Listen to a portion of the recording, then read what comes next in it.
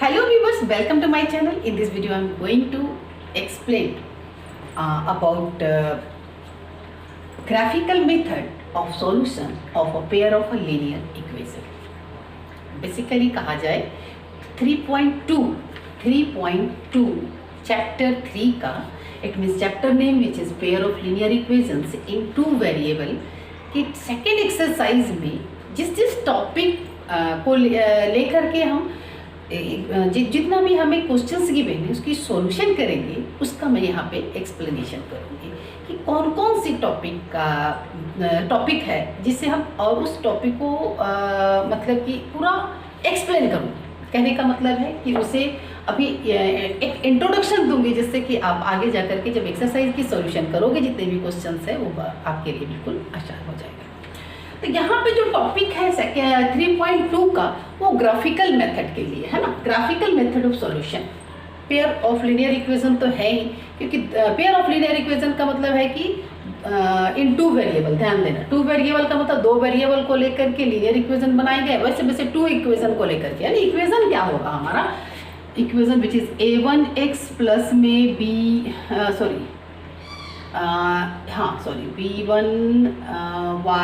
Plus में c equal to 0, a2x plus में b2y plus में ये c2 इक्वल टू 0। ये दो इक्वेशंस हैं, है ना।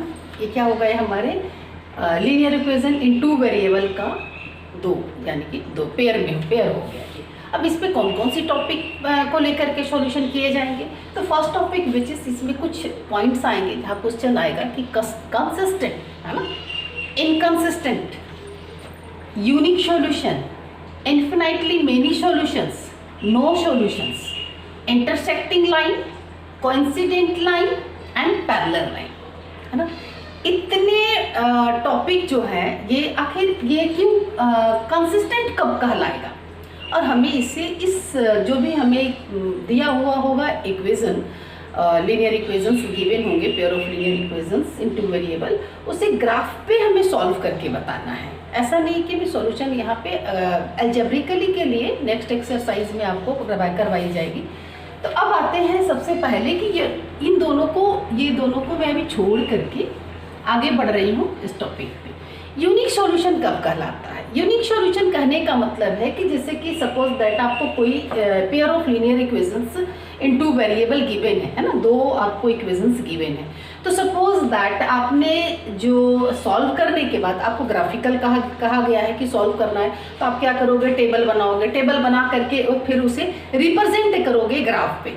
ग्राफ पे जब रिप्रेजेंट किया, बाकी का मतलब अभी मैं यहाँ पे एक्सप्लेनेशन कर रही हूँ और बिल्कुल डिटेल जो है आपको जो इसका बिल्कुल कॉन्सेप्ट जो है और भी अच्छे से क्लियर हो जाएंगे जब एक्सरसाइज की सॉल्यूशन करोगे। ओके, तो कहने का मतलब है ये जब इन दोनों को सॉल्व करोगे कि ऑलरेडी आप 3.1 में कर चुके हो ग्राफिकल, है ना, ग्राफ पे उसे रिप्रेजेंट कर चुके हो। रिप्रेजेंट करना हो तब हम क्या करते हैं कि सबसे पहले क्या करते हैं, टेबल बनाते हैं टेबल पे, और उसके बाद XY की प्लॉटिंग करते हैं। तो सपोज दैट कि हमने दोनों को सॉल्यूशन किया और दोनों को सॉल्यूशन करने के बाद ये जो दो लाइन बने, सपोज दैट एक ऐसे बना और दूसरा ऐसे बन गया। ओके, यानी इन दोनों का ये दोनों लाइन कहीं ना कहीं एक पॉइंट पे इंटरसेक्ट किया। ओके, तब ऐसे सॉल्यूशन को ही हम क्या करते हैं, लाइन जब हमने बनाया और हमारे ग्राफ पे ऐसा डिज़ाइन बन गया। ऐसा डिज़ाइन करने का मतलब नहीं है कि ये सिर्फ स्क्वायर हो सकता है, वो इस तरीक़ा से भी इंटरसेक्ट करे। हो सकता है कि ये एक लाइन यहाँ जाए और ये दूसरे दोनों जो है यहाँ इंटरसेक्ट करे, है ना, यहाँ पे भी इंटरसेक्ट करे, ये भी पोजीशन हो सकते हैं। तो ऐसे जब ग्राफ पे आपका रिप्रेजेंटेशन आएगा सॉल्यूशन करने के बाद, तो उसे हम क्या करते हैं, यूनिक सॉल्यूशन। यूनिक सॉल्यूशन, अब इसी टॉपिक को लेकर के और भी चीज़ें मैं क्लियर करती। यूनिक सॉल्यूशन जब होते हैं तो उस लाइन को, यहाँ पे आप देखो दो लाइनें बनी हैं, तो उस लाइन को इंटरसेक्टिंग लाइन भी कहते हैं, क्योंकि ये दोनों लाइन कहीं ना कहीं एक जगह इंटरसेक्ट कर रही है। ओके, और एक और चीज़ है कि ये कंसिस्टेंट होंगे, कि तीसरी चीज़ को भी मैं क्लियर कर रही हूँ, क्योंकि कंसिस्टेंट का मतलब होता है कि एटलीस्ट वन सॉल्यूशन, और यूनिक सॉल्यूशन मतलब यूनिक सॉल्यूशन यानी कि वन हो गया, यूनिक मतलब क्या होता है, वन सॉल्यूशन। यहाँ वन सॉल्यूशन है और हमारे कंसिस्टेंट का जो है वो कंडीशन क्या है कि एटलीस्ट अगर वन जब फाइंड होते हैं तो वो क्या होता है कि कंसिस्टेंट होते हैं। अंडरस्टूड। नेक्स्ट टॉपिक, चलो एक किया यानी ये तीनों हो गए। अब इसे मैं रब कर रही हूँ क्योंकि इसी ग्राफ पे आगे का बताऊँ। Next which is infinitely many solution. Infinitely many solution कहने का मतलब है कि अगर सपोज दैट हमने इन दोनों का टेबल बनाया, टेबल जब हमने बनाया तो टेबल सपोज दैट एक फर्स्ट का हमारा बना वो ऐसे बन गया, ये रहा, है ना। और सेकंड की जब हमने बनाया तो उसकी पॉइंट एक यहाँ आ गई, एक यहाँ आ गई। ये क्या कर गया, इस लाइन को ओवरलैप्ड हो गए, है ना। इस लाइन को ओवरलैप कर दिया। एक सोल्यूशन करने के बाद फर्स्ट का इक्वेशन का सॉल्व किया तो उनकी जो प्लॉटिंग हुई यहाँ हुआ, हमने उसका लाइन बनाया, क्योंकि लीनियर इक्वेशन है दैट्स वाई लाइन तो बनेगी। और दूसरी की जब हमने प्लॉटिंग की, प्लॉट करने के बाद एक यहाँ पे उसका आया, एक यहाँ आया, लाइन हमने बनाया, तो ये एक दूसरे को क्या किया कि बिल्कुल ओवरलैप कर गए। तो ऐसे सॉल्यूशन को हम क्या बोलते हैं, इन्फिनेटली मेनी सॉल्यूशन। और कोइंसिडेंट लाइन, हाँ ऐसे लाइन को क्या बोलते हैं, कोइंसिडेंट लाइन। कहने का मतलब है कि जब ऐसे सॉल्यूशन में हमें इन्फिनाइट की संभावना है, इसकी सॉल्यूशन की इन्फिनाइट की संभावना है, इसका कोई अंत नहीं है, कोई काउंटिंग करके नहीं बता सकते हो। और इनकी जो लाइन होगी उसे क्या कहेंगे, कोइंसिडेंट लाइन। ओके, है ना, एक दूसरे पे ओवरलैप कर गए, कोइंसिडेंट लाइन। और दूसरी चीज हम ये भी हमारा, क्योंकि अब कंसिस्टेंट का क्या था, कंसिस्टेंट की कंडीशन की क्या थी कि एटलीस्ट वन आनी चाहिए। यहाँ पे इन्फिनाइट है तो वो भी क्या होगा, आपका कंसिस्टेंट होंगे, यानी इनकी जो कंसिस्टेंट मतलब ये जो होगा वो कंसिस्टेंट होगा। Next topic which is no solution. No solution, जब आप सपोज दैट ग्राफ पे दो इक्वेशंस गिवन है और आप ग्राफ बना रहे हो, टेबल बनाया, टेबल बनाने के बाद एक की लाइन आपने की, ये एक की ये हो गई लाइन, एंड दूसरी की जब आपने की तो वो उसका आ गया ऐसे, है ना। तो ये दूसरे का कभी भी ये एक दूसरे को इंटरसेक्ट नहीं करेंगे। इसे हम क्या कहते हैं, मतलब इस ऐसे यानी कि नो सॉल्यूशन। ऐसे सॉल्यूशन को हम क्या कहते हैं, जब ग्राफ बनाएंगे तो उसे नो सॉल्यूशन, और इस लाइन को क्या कहते हैं, पैरेलल लाइन, है ना। ये यहाँ पे आ गए नो सॉल्यूशन, और नो सॉल्यूशन का मतलब क्या हो गया, वो इनकंसिस्टेंट, क्योंकि कंसिस्टेंट का तो कंडीशन है ना कि एटलीस्ट वन सॉल्यूशन होनी चाहिए। तो इस तरीक़ा से ये सारे टॉपिक टॉपिक को आपको मैंने एक्सप्लेन किया। बट हाँ, ऐसा नहीं है कि हमें इन सारे टॉपिक को जानने के लिए इन दो इक्वेशंस को हमें हर बार ग्राफ करके ही हम उसे फाइंड कर सकते हैं, नहीं। एक और फॉर्मूला है, ओके, वो क्या है, अगर सपोज दैट, है ना, फॉर्मूला क्या है, हम यूनिक सॉल्यूशन, अगर सपोज दैट अगर ये तीनों हम जाने तो ये इसको भी फाइंड कर सकते हैं, तो इसे मैं समझा रही हूँ। अगर यूनिक सॉल्यूशन हमें चाहिए then A1 upon A2 not equal to B1 upon B2। Okay, A1 और A2 जो है वो B1 और B2 के बराबर नहीं होंगे, तभी ये सॉल्यूशन क्या होगा, ये हमारे सपोज दैट आपको मैं एक x minus 3y equal to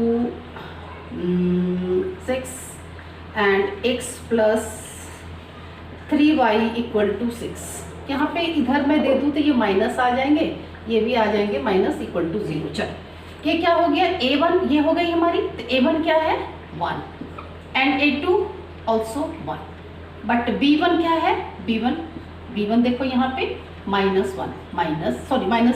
-3, but इसका देखो B2 क्या है 3 है। अब ये दोनों क्या होंगे, ये जब इसे कैंसिल करोगे तब ये इसे कैंसिल करोगे तो ये 1 आएगा और ये -1 आएगा, एंड 1 नॉट इक्वल टू -1, 1 जो है वो -1 के बराबर नहीं होता है। तो इस परिस्थिति में आप ऐसे जब सॉल्व करोगे तो इस परिस्थिति में आपका जो सॉल्यूशन होगा वो यूनिक सॉल्यूशन होगा। यूनिक सॉल्यूशन होंगे, कंसिस्टेंट होंगे, इंटरसेक्टिंग लाइन होगी, है ना। मैंने तीनों को क्या किया, तीनों को एक दूसरे से जोड़ दिया। जैसे सबसे पहले मैंने इसे एक्सप्लेन किया कि ये अगर ये कंडीशन आए तो ये यूनिक सॉल्यूशन होगा, ओके। इंटरसेक्टिंग लाइन होगी, क्योंकि ग्राफ के द्वारा जो मैं यही समझाई हूँ कि यूनिक सॉल्यूशन जो है वो एटलीस्ट एक जगह पे वो इंटरसेक्ट करती है एंड वो कंसिस्टेंट होंगे, क्योंकि इसका एटलीस्ट वन सॉल्यूशन होगा। Next condition which is for,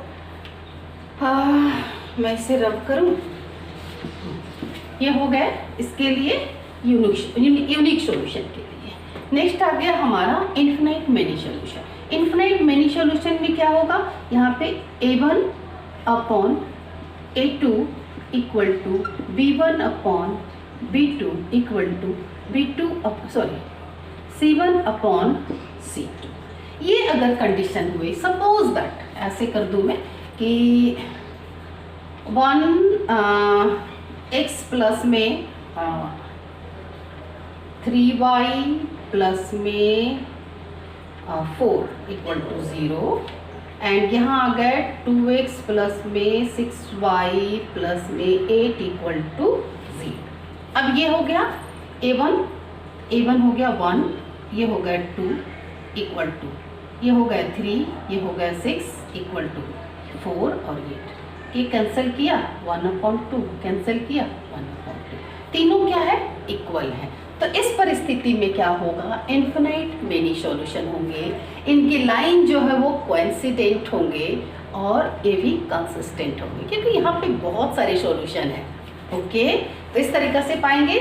next and last point which is no solution. इसके लिए तो अगर हमारे पास a1 upon a2 equal to b1 upon b2 but not equal to c1 upon c2, okay, condition क्या है, तो वो नो सॉल्यूशन होंगे। कैसे करेंगे, तो दो में लेती हूँ x प्लस 2y प्लस में 3 इक्वल टू 0, यहाँ दे दूँ x plus 2x plus 4y plus में 7 इक्वल टू 0।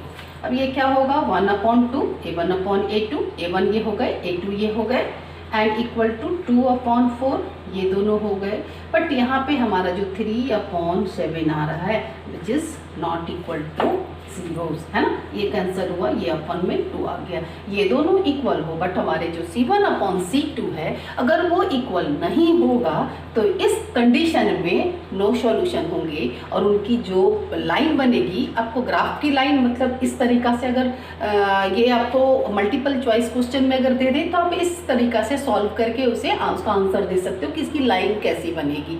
या तो आगे जाओगे तो ऐसा क्वेश्चन होगा कि तो क्या हो, इस कंडीशन में पैरेलल लाइन बनेंगे और वो क्या होगा, इनकंसिस्टेंट होगा। बस इन तीन टॉपिक जो है, ये तीनों टॉपिक में, इसमें 2 हो गए, इसमें 3 हो गए और इसमें 3 हो गए। और ये क्या है कि ये दोनों है, 2 का कंसिस्टेंट है, यानी कि यूनिक और इन्फिनाइट, जहाँ पे भी सॉल्यूशन है उसमें कंसिस्टेंट है और जहाँ पे सॉल्यूशन नहीं है वो कंसिस्टेंट है। और जहाँ लाइन की बात है, एक अगर एक जगह वो एक यूनिक सॉल्यूशन यानी सिंगल सॉल्यूशन होते हैं तब इंटरसेक्टिंग लाइन, अगर इन्फिनाइट सॉल्यूशन होते हैं तो वहाँ पे क्या होता है, आपका लाइन जो है वो कोइंसिडेंट हो जाते हैं और जहाँ पे आपका बिल्कुल सॉल्यूशन नहीं होता है वहाँ पे लाइन जो है वो पैरेलल होते हैं और वो इनकंसिस्टेंट होते हैं। तो इस तरीक़ा से मैंने टॉपिक को एक्सप्लेन किया है। एक्सरसाइज की जब सॉल्यूशन करूँगी तब आपको शायद वो और भी अच्छे से बिल्कुल क्लियर हो जाएगी। Let's solve exercise questions. Question number 1, which is given from the pair of linear equations in the following problem and find their solution graphically। तो हमें यहाँ लीनियर इक्वेशन जो है वो एक प्रॉब्लम के रूप में गिवन है, तो सबसे पहले हमें लीनियर इक्वेशन को फाइंड करनी है और फिर उसे हमें ग्राफिकल फाइंड करना है, ग्राफिकली फाइंड करना। सबसे पहले लीनियर इक्वेशन को फाइंड करते हैं, क्वेश्चन को रीड करते हैं, सॉल्यूशन पार्ट है ये। Okay, 10 student of class 10 took part in mathematics quiz, है 10th का 10 बच्चे हैं जो कि मैथमेटिक्स के क्यूज में उन्होंने पार्टिसिपेट किया। If the number of girls is 4 more than the number of boys, लड़कियों की जो संख्या है वो लड़कों की संख्या से 4 अधिक है। Find the number of boys and girls who took part in the quiz. हमें नंबर ऑफ गर्ल्स फाइंड करनी है and number of boys find करनी है जो कि उसमें पार्टिसिपेट किया है। ओके, तो फर्स्ट सिचुएशन के according let number of girl be x and boy y. Let the number of girls and boys be x and y, है ना. x एंड y ले लिया कि जो नंबर ऑफ लड़कियों की संख्या है वो x है और लड़कों की जो है y. तो यहाँ बोला जाता है कि लड़कों और लड़कियों को मिलाकर के 10 है ना. यानी टोटल कितनी है, तो 10 स्टूडेंट है. That means x plus y equal to 10. दूसरा चीज बोला जा रहा है कि जो लड़कियों की संख्या है वो लड़कों से 4 अधिक है, यानी उन दोनों के बीच में 4 डिफरेंसेस है. तो लड़कियों की संख्या अधिक है, दैट्स वाई x पहले लिखेंगे, तो x minus y equal to 4. ये हो गया इक्वेशन 1 और ये हो गया इक्वेशन 2. अब टेबल ड्रॉ कर ले. तो टेबल एटलीस्ट मैं 3 लेकर के चलती हूँ. x y. अगर सपोज दैट मैंने x इक्वल टू 2 किया तो इधर हो गए. चलो और थोड़ा बड़ा करती हूँ जिससे कि आसानी होगा. 3 किया तो ये 7 आए, इसे 4 किया तो 6 आए एंड 5 किया तो 5 आए. ओके, नाउ सेकेंड टेबल में ड्रॉ करूँ.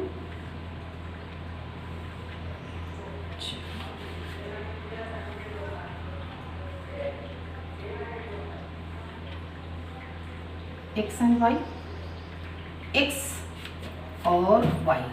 यहाँ पे मैं y की वैल्यू पुट करती हूँ. y की वैल्यू 2 पुट किया तो यहाँ के प्लस हो जाएंगे, ये 6 हो जाएंगे, है ना. समझ में आ रहा है ना. जैसे कि suppose that x minus y equal to 4 है, तो x माइनस मैंने 2 पुट किया तो इक्वल टू 4 आए. तो x इक्वल टू माइनस है तो दूसरे साइड जा करके प्लस हुआ ना, तो 4 प्लस 2 6 आए. तो इस तरीक़ा से आप कॉपी में आप इसी ढंग से आप फाइंड करोगे अगर ऐसे समझ में नहीं आए. सपोज दैट इधर 3 किया, y की वैल्यू 3 लिया तो ये 7 चले गए. फिर अगर सपोज दैट इसकी मैं 1 लेती हूँ तो ये इसकी 1 लिया तो इधर जाके 1 प्लस होंगे, ये 1 देन ये 5. ओके, ये मैंने 5 माना तो 5 इधर जाके रेशियो सही है. चलो अब इसे ग्राफ पे रिप्रेजेंट करते हैं. तो मैं सबसे पहले ग्राफ ड्रॉ कर लूँ. हाँ, एक बात और है कि मैं यहाँ जो ग्राफ ड्रॉ कर रही हूँ फ्री हैंड है, थोड़ी सी इधर उधर होगी, बट आपके पास क्या है, ग्राफ की पेजेस होंगी, कॉपी होगी, उस पर आप जब ड्रॉ करोगे तो बिल्कुल परफेक्ट आएगा.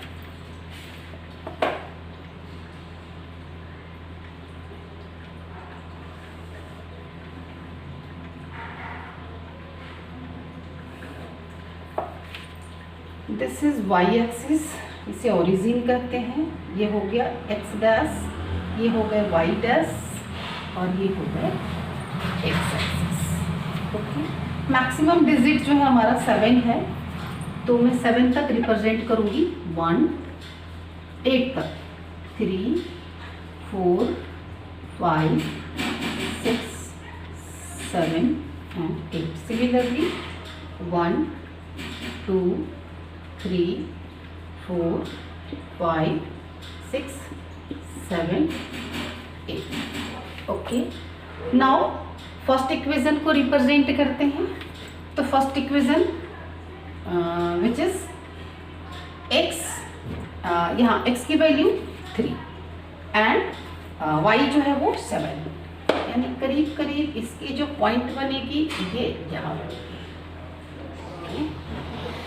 नेक्स्ट 4 एंड 6, x 4 है, x 4 है और ये 6 है, ये हो गया 6. नेक्स्ट 5 एंड 5, ये आ गए 5 और ये आ गए आपके. चलो लाइन ड्रॉ कर दूँ. इस तरीक़ा से हो गया लाइन ड्रॉ. इसे थोड़ा डार्क कर दूँ मैं. दिस इज लाइन हो गई 3 7 4 6 एंड 5 5। ये हो गए हमारा कोऑर्डिनेट्स। एंड हमारा इक्वेशन जो है वो क्या है, y equal to 10 minus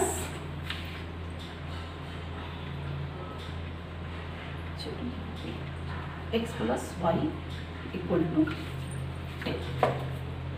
next है हमारा x minus y equal to 4 का टेबल, x विच इज 6 और y जो है वो 2, ये 2 वो करीब करीब यहाँ जाएगा। ओके, नेक्स्ट है 7 3, 7 और इससे थोड़ा ऊपर ये वाली लाइन को लेगा 3 एंड 5 x 5 एंड ये हो गया 1, यानी ये लाइन गई। ठीक है, अब इसे हम लाइन ड्रॉ करें।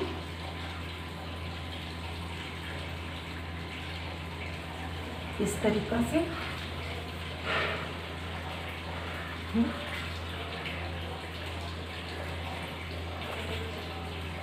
ये हो गया 5 1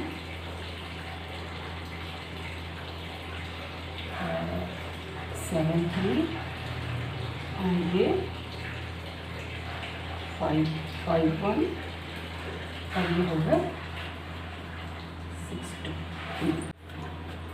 ये दो लाइन है और ये वाला लाइन का जो इक्वेशन है, अच्छा ये मैं इधर लिख दूँ 5 1, देन यहाँ लिख दूँ x minus y equal to 4। अब और क्या करेंगे, ये लाइन जो है ना थोड़ा और आगे जाएगा कि कहीं ना कहीं इंटरसेक्ट करेंगे।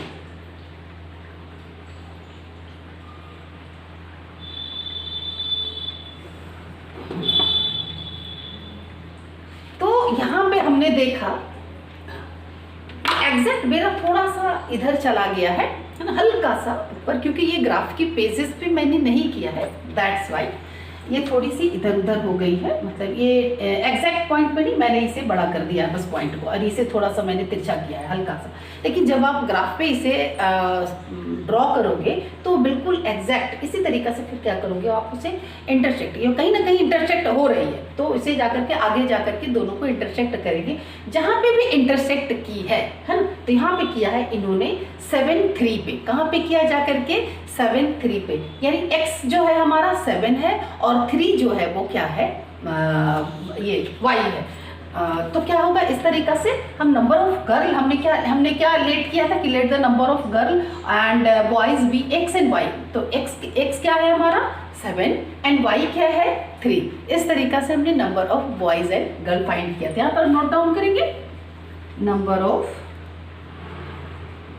Girls x equal to 7, number of boys y equal to 3, है ना। तो इस तरीका से सोल्यूशन किया, और ये सोल्यूशन को अगर कहो तो क्या होगा, ये यूनिक सॉल्यूशन हुए, है ना। कहीं ना कहीं एक पॉइंट पे जाकर के इंटरसेक्ट किया है, इंटरसेक्टिंग लाइन है ये। और अगर कंसिस्टेंट और इनकंसिस्टेंट में बोलूँ तो ये कंसिस्टेंट सॉल्यूशन होगा। नेक्स्ट क्वेश्चन नंबर, इसका सेकेंड पार्ट है ना। सेकेंड पार्ट के लिए क्या है, अगर क्वेश्चन विच इज, मैं इसे रब कर दूं फर्स्ट ऑफ ऑल।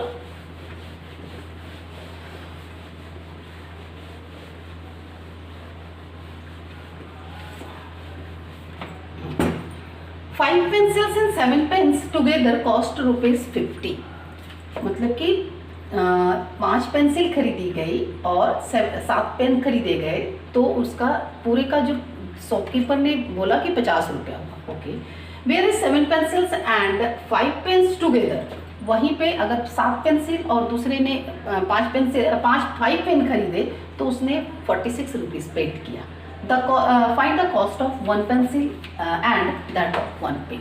अब हमें यहाँ पे एक पेंसिल और एक पेन का कॉस्ट फाइंड करना है। अगेन लेट कर लेते हैं। ओके, सॉल्यूशन सेकेंड पार्ट का, let the cost of pencil पहले है, pencils and pen be x and y, x and y. ये मैं ग्राफ का एरिया छोड़ती हूँ। ओके, फिर क्या हो जाएगा, इट मीन्स 5x है ना, x है पेंसिल का कॉस्ट, तो इसका पूरी पेंसिल का कॉस्ट क्या हो गया, 5x हो गया, एंड प्लस में 7y इक्वल टू दोनों का कॉस्ट मिला के क्या है, 50 रुपीज़। ये होगा इक्वेशन 1।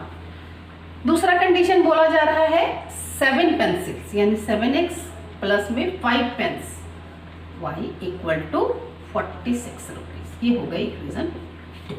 अब इनका क्या करेंगे, टेबल बनाएंगे। टेबल बनाने के लिए एटलीस्ट 3 कंडीशन, 2 से भी काम चल जाता है, बट 3 करोगे तो बेहतर होगा। मैं प्रेफर करती हूँ 3, आप चाहो तो 2 करके भी सॉल्यूशन फाइंड कर सकते हो।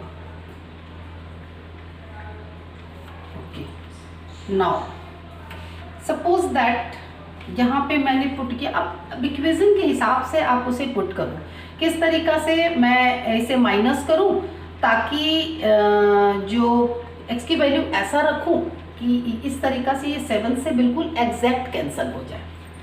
सपोज दैट मैंने x की वैल्यू 3 रखा, तो x की वैल्यू अगर 3 रखा तो क्या हो जाएंगे, 5 3 15 एंड तो 7y इक्वल टू क्या होंगे, 50 minus 15 and y equal to 35 upon में 7 एंड 7 5 ज़ा 35। तो इसकी y की वैल्यू जो है वो x की वैल्यू 10 रख दूँ तो क्या हो जाएगा, 5 10 ज़ा 50 एंड ये माइनस हो जाएंगे तो 0 आ जाएगा, 0 अपॉन में 7 तब क्या हो जाएगा 0, यानी ये हो गया 10 तब ये हो गया 0। नेक्स्ट अगर मैं x की वैल्यू, ना यहाँ पे मैं y की वैल्यू 2 पुट कर रही हूँ। जब यहाँ 2 पुट किया तो 5x प्लस में 7 multiple 2 equal to 50, 5x equal to 50 minus 14x equal to 36 upon में 5 विच इज आएंगे 7.2।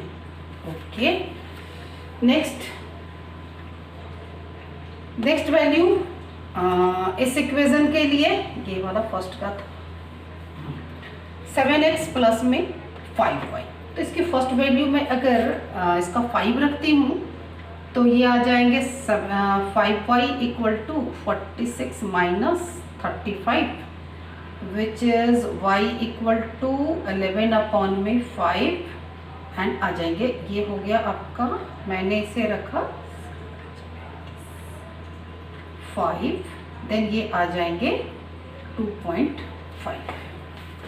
नाउ अगर मैं x की वैल्यू 2 पुट करूं तो 5y इक्वल टू 46 माइनस में 14 which is 2 and 3 32। Okay, y equal to 32 upon में 5 यानी कि 6.4। ओके, जब x की वैल्यू 2 तब ये आ गए 6.4। ओके, नाउ 3 की इसकी वैल्यू मैं 7 की वैल्यू 3 पुट कर रही हूँ, तब 3 प्लस में 5y equal to 46, 5y equal to 46 minus 21, y equal to 25 upon में 5, क्या है 5, यानी कि मैंने क्या पुट किया, x की वैल्यू 3 देन y की वैल्यू 5। तो ये रहा हमारा टेबल। अब इसे ड्रॉ करते हैं। अगेन मैं बोल रही हूँ क्योंकि मैं फ्री हैंड ड्रॉ करती हूँ, दैट्स वाई हमारी जो पॉइंट है इधर उधर होने के वजह से एग्जैक्ट इंटरसेक्ट नहीं करता है। जब हमें दो चीज़ का प्राइस पता करना होता है तो एटलीस्ट वो यूनिक सॉल्यूशन होते ही होते हैं, क्योंकि प्राइस जो है वो एक्स एंड वाई की वैल्यू पे आएगी। जब तक वो इंटरसेक्ट नहीं करेगी हमें कैसे पता चलेगा, है ना। तो ये छोटी सी बात है, उसे आप ध्यान में रखना। ये मैंने ड्रॉ किया।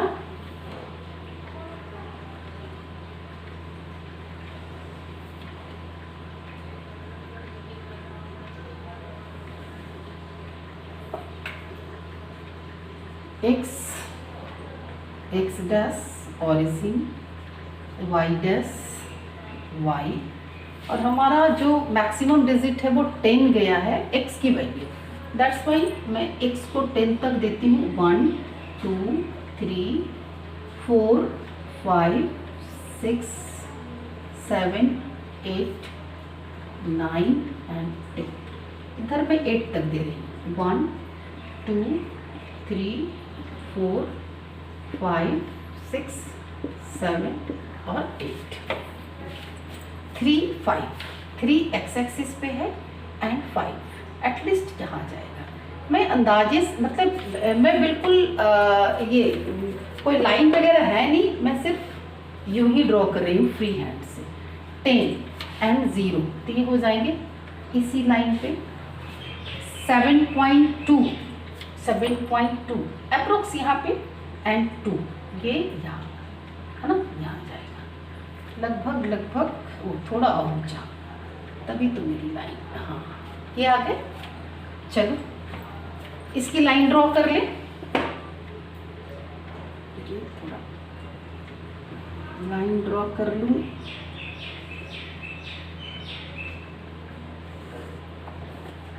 ये हो गए हमारा, एक ये हो गया और एक ये हो गया। ये हो गए 3 5 कोऑर्डिनेट, ये हो गए 10 0 कोऑर्डिनेट एंड ये हो गए 7.2 and 2 coordinate. Next line which is 5 5 and 2.5 लगभग इसके बराबर, और ये यहाँ जाएगा। 2 हो गए एंड 6.4 ये लगभग आपका एंड 3 5 एंड 5 ये इसी एग्जैक्ट लाइन पे आया। चलो और ये वाली जो है 3.4 ये कहीं ना कहीं थोड़ा सा ऐसे जाएगा जिससे कि ये लाइन जो है ओवरलैप करेंगे। हाँ ये आप इसे आप ऐसे आगे मैं बढ़ा दूँ, इसे आगे बढ़ा दूँ। यहाँ पे इसने इस लाइन ने इंटरसेक्ट किया है। 3 5 हमारे सेकंड इक्वेशन में भी है और 3 5 जो है वो फर्स्ट इक्वेशन में भी है। ओके और ये लाइन जो है वो दोनों एक जगह 3 एंड 5 पे इंटरसेक्ट कर रही है। तो इस तरीक़ा से जो हमारा एक्स एक्सिस जो है वो पहली कोऑर्डिनेट क्या होती है, एक्स की वैल्यू, एंड सेकंड कोऑर्डिनेट होते हैं वाई की वैल्यू। तो cost of pencil, cost of one pencil equal to ₹3 and cost of one pen equal to ₹5। ये हो गया x और ये हो गए y। तो इस तरीक़ा से ग्राफिकली आप फाइंड करोगे सॉल्यूशंस को, तो आपका जो आंसर है वो बिल्कुल करेक्ट आएगा। Next question number 2। Question number 2, which is said that on comparing the ratios A1 upon A2, B1 upon B2 and C1 upon C2, find out whether the lines representing the following pairs of linear equations intersect a point, are parallel or coincident।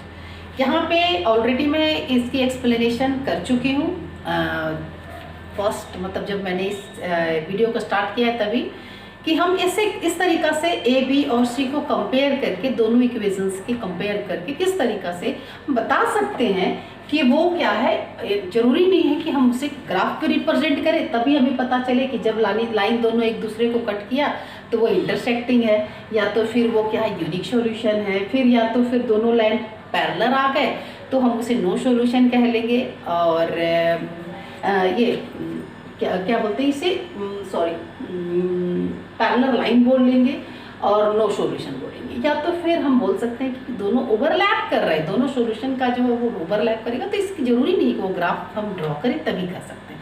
तो एक और मैंने formula बताया था, उस formula को check करते हुए अब यहाँ पे सॉल्व करते हैं कि वो क्या है, यूनिक है, फिर या तो कोइंसिडेंट है, या तो फिर पैरेलल है। ओके, इस तरीक़ा से फर्स्ट का सॉल्यूशन मैं यहाँ करती हूँ। A1 equal to 5, A2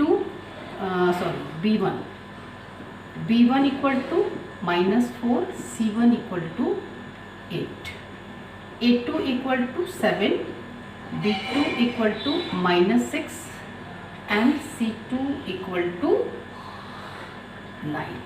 okay, अब यहाँ चेक करें A1 upon A2 which is 5 upon 7, फिर आ गया B1 अपॉन B2 -6 अपॉन में -4 अपॉन में -6, इसे कैंसिल करेंगे तो ये आ जाएगा 2 अपॉन में 3। ओके, क्योंकि साइन भी कैंसिल हो जाएंगे। एंड नेक्स्ट हो गए, अब नेक्स्ट की तो यहाँ ज़रूरत ही नहीं पड़ रही है हमारा, ये दो इसी से हमें समझ में आ गया कि A1 upon A2 not equal to B1 upon ये B2 है ना, कि यहाँ पे ये B1 और B क्या है, B1 है 2, ये B1 अपॉन B2 जो है वो 2 अपॉन 3 है, A1 अपॉन A2 जो है वो 5 अपॉन 7 है। तो ये आपका क्या हो जाएगा, यूनिक सॉल्यूशन है ना, यानी इंटरसेक्ट एट 1 पॉइंट। लिख दूँ मैं यहाँ पे intersect at 1 point, it means unique solution, unique solution. Okay, next second part की सॉल्यूशन मैं यहाँ पे करूँ, इसे यहाँ लाइन खींच दे रही हूँ। A1 equal to 9, B1 equal to 3, C1 equal to 12, A2 equal to 18, B2 equal to 6 and C2 equal to 20। A1 upon A2 equal to 9 upon ये एंड B1 अपॉन B2, ये कैंसिल करेंगे 1 अपॉन 2, ये आ गए इक्वल टू 3 अपॉन 6, इसे cancel करेंगे 1 अपॉन 2, 6 C1 upon C2 which is 12 upon 12, ये कैंसिल करेंगे 24, तो ये आ जाएगा 1 अपॉन 2। अब देखो तीनों क्या है, A1 upon A2 equal to B1 upon B2 equal to C1 upon C2। तो इस कंडीशन में क्या होते हैं, जो हमारा सॉल्यूशन होता है, सॉरी जो लाइन जो हम बनाते हैं वो क्या होगा, मतलब कि कोइंसिडेंट लाइन होगी, इन्फिनिट सॉल्यूशन होगा और कोइंसिडेंट लाइन होगी। तब यहाँ पे लिख देंगे हम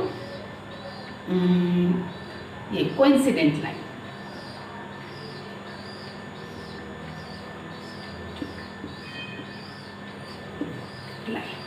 चलो थर्ड पार्ट चलते हैं,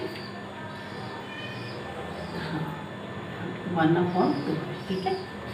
थर्ड पार्ट की सॉल्यूशन चेक करें, A1 equal to 6, B1 equal to -3, C1 equal to 10, A2 equal to 2, B2 equal to -1 and C2 equal to 9।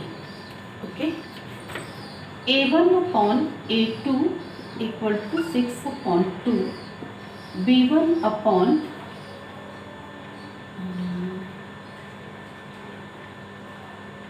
B2 which is -3 upon -1, ये कैंसिल हो गया 3 आया, ये भी कैंसिल हो गया 3 आया, and C1 upon C2 which is 10 upon 9। Here क्या है हमारा C1, ये दोनों तो क्या है A1 अपॉन A2 जो है वो इक्वल है B1 अपॉन B2 को B2 के, बट नॉट इक्वल है C1 अपॉन C2 के, है ना। यहाँ पे 3 है, ये भी 3 है, बट ये 10 अपॉन में 9 है।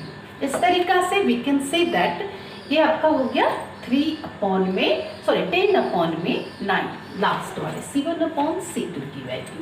तो means we can say that कि जो हमारा लाइन बनेगा वो कैसा बनेगा, पैरेलल। तो बहुत ही इजी था, इस तरीका से आप कंपेयर करोगे, कंपेयर करके उसकी सॉल्यूशन कर लोगे। Next question, question number 3, which is given on comparing the ratios A1 upon A2, B1 upon B2 and C1 upon C2. Find out whether the following pair of linear equations are consistent or inconsistent. हमें इसका जो ratio है उसे find करना है. Find करने के बाद हमें कंडीशंस क्या है, पहले सबसे पहले कंडीशन जानते हैं. Condition which is A upon A2 if not equal to B1 upon B2. तो ये क्या होते हैं, यूनिक सॉल्यूशन होते हैं ना, यूनिक सॉल्यूशन. और जिसका भी सॉल्यूशन होता है वो कंसिस्टेंट होते हैं. तो सबसे पहले इस चीज़ को हम जान लें, consistent. Okay, if A1 upon A2 equal to B1 upon B2 equal to C1 upon C2, then ये क्या होता है, इन्फिनिट सॉल्यूशन होते हैं. ओके, ये भी क्या होता है, कंसिस्टेंट. Spelling consistent. ओके, तीसरा कंडीशन होता है A1 upon A2 equal to B1 upon B2 but not equal to C1 upon C2. Then ये क्या होते हैं, पैरेलल लाइन होते हैं. ये इसका इंटरसेक्टिंग लाइन. और सॉल्यूशन क्या है, यूनिक यानी single solution, infinite solution but coincide line. And तीसरा का कंडीशन क्या है, no solution, parallel line and inconsistent. Okay, तब ये वो क्या हो गया, no solution. No solution, then ये क्या है, इनकंसिस्टेंट. चलो मैंने शॉर्ट फॉर्म में लिख दिया. तो ये तीनों कंडीशन को जब हम याद रखेंगे तो हम सॉल्यूशन जो है वो काफ़ी इजी हो जाएगा. आपका क्वेश्चन थर्ड जो है वो उसमें 5 पार्ट्स गिवन है और 5 पार्ट्स हमें बताना है. पहले सॉल्व करेंगे इसके रेशियोज के अकॉर्डिंग जो मैंने यहाँ पे लिखा है. First of all first part मैं इसे इस तरीक़ा से डिवाइड कर देती हूँ. ओके, 5 पार्ट में. चलो 5 क्वेश्चंस के लिए मैंने 5 पार्ट में डिवाइड कर दिया. क्वेश्चन 1, सॉल्यूशन क्या होगा, A1 equal to 3,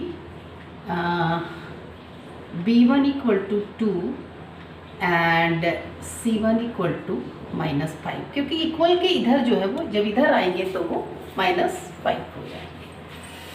okay, then A2 equal to 2, B2 equal to -3 and C1 है ये, C2 equal to -7. Now compare करते हैं A1 अपॉन A2. तो A1 अपॉन A2 क्या हो गया, A1 upon A2 equal to 3 upon 2 and B1 upon B2 which is 2 upon -3. ये चीज़ यहीं पे डिक्लेयर हो गया. हमें C की रिक्वायरमेंट नहीं है क्योंकि A1 upon A2 not equal to B1 upon B2 है ना. ये क्या है, 3 अपॉन 2 है और ये 2 अपॉन -3 है.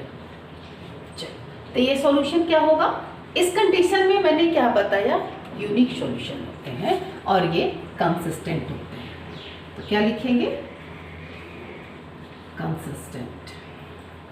Since A1 upon A2 not equal to B1 upon B2, तब क्या लिखेंगे, यहाँ लिखेंगे B2. पूरे सेंटेंस में इसका आंसर देंगे. B2 find the following B2, then equations are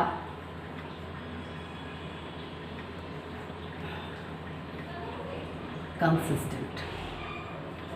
okay, इस कंडीशन को ये सेटिस्फाई कर रहा है, दैट्स वाई इसकी सॉल्यूशन जो है वो कंसिस्टेंट. सेकेंड पार्ट में चलते हैं.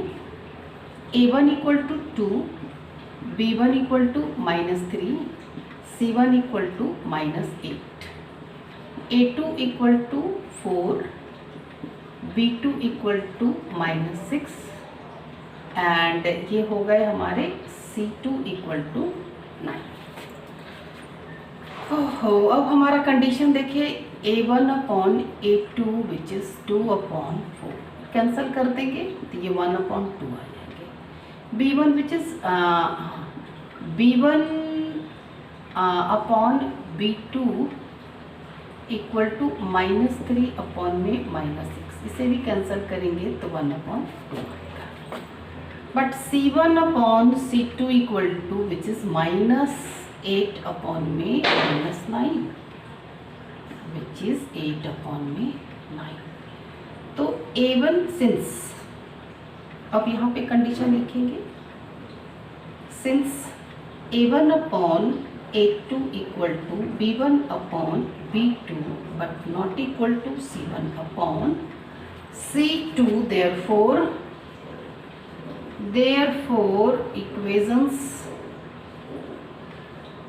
equations are inconsistent।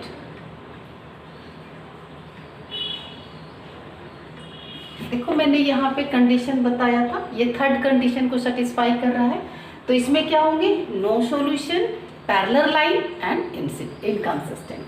ओके, अगर तीनों चीज पूछी जाए तो ऐसे आंसर आएगा। नेक्स्ट आ गया सॉल्यूशन, थर्ड पार्ट। अब यहाँ पे फ्रैक्शन में दिया हुआ है, तो जो फ्रैक्शन में हमें इक्वेशंस गिवन होते हैं तो पहले उसकी सॉल्यूशन करते हैं, उसके बाद जाकर के ना पहले एक प्रॉपर इक्वेशन को फाइंड करेंगे। तो इन दोनों का एलसीएम अगर लेते हैं, चलो पहले मैं क्वेश्चन पूरा लिख दूँ। x प्लस में 5/3y इक्वल टू में इक्वल की जगह पे चलो हाँ इसे -7 कर दूँ इक्वल टू 0। देन इन दोनों का एलसीएम जो होगा वो 6 होगा, 3 3 = 9x एंड प्लस में 5 2 = 10y एंड माइनस में 7 6 = 42 इक्वल टू 0। ना ये वाली 6 जो है वो दूसरे साइड चली जाती है, जिसके वजह से हमारा इक्वेशन है 9x प्लस में 10y माइनस 42 इक्वल टू 0। दूसरा हमारा ऑलरेडी गिवन है 9x माइनस 10y एंड ये हो गया -14 इक्वल टू 0। कंपेयर करते हैं ना, a1 equal to 9, B1 upon B1 equal to 10 and C1 equal to -42। Okay, ये आ गया हमारा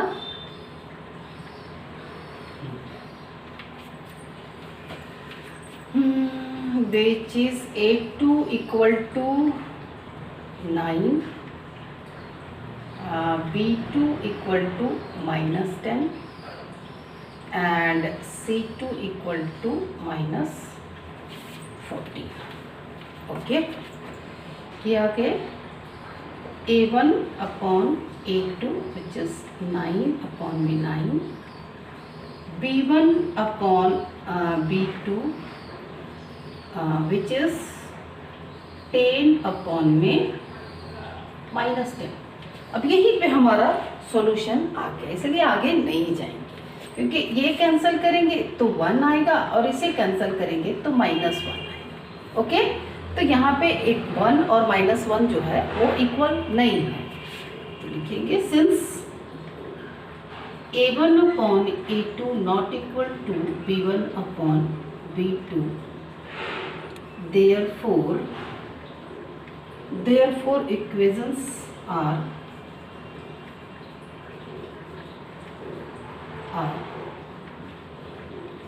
कंसिस्टेंट, है ना, क्योंकि ये यूनिक सॉल्यूशन होगा, तो सॉल्यूशन जहाँ पे भी होता है वो कंसिस्टेंट होते हैं। Next part which is 5, A1 equal to 5, B1 equal to -3, C1 equal to -11, A2 equal to -10, B2 equal to 6 and C2 equal to -22. Okay. Now A1 upon A2 equal to 5 upon -10. B1 upon B2 equal to -3 upon 6 and C1 upon C2 equal to -11 upon +12 हो जाएगा ना, sorry 22। ये इधर negative में given है, जब ये negative के इधर शिफ्ट करेगा तो वो पॉजिटिव हो जाएगा। ओके, इसे कैंसिल किया 1 अपॉन में मतलब -1/2 माइनस ये हो जाएगा -1 अपॉन में 2। इसे भी कैंसिल करेंगे तो -1/2 आएंगे, है ना। इसे कैंसिल करेंगे तो ये भी आ जाएगा -1/2। इट मीन्स क्या है, तीनों इक्वल है और ये infinite solution coincident line and consistent हो गए, इनके इक्वेशंस जो है वो कंसिस्टेंट होंगे। तो लिखेंगे since A1/A2 equal to B1/B2 equal to C1/C2, therefore equations are consistent. Understood. ये जो है इनका जो इक्वेशन होगा वो कंसिस्टेंट होगा। लास्ट पार्ट, यहाँ पे भी आपका फर्स्ट इक्वेशन जो है इक्वेशन 1 वो फ्रैक्शन में एक टर्म दिया हुआ है, दैट्स वाई पहले उसे सॉल्व करेंगे।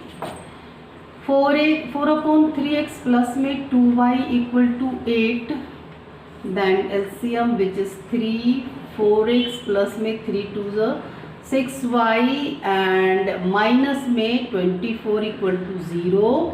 आपको समझ में आ गया होगा, मैंने 8 को इधर कर दिया ये लेफ्ट हैंड साइड, एंड वो उनका साइन जो है वो चेंज हो गए, तो 8 3 सा 24। अब ये 3 जो उधर चला जाएगा तो हमारा इक्वेशन आ गया 4x प्लस में 6y minus 24 equal to 0। Now A1 equal to 4, B1 equal to 6 and C1 equal to -24, A2 equal to 2, B2 equal to 3 and C2 equal to 12। Okay, नहीं -12।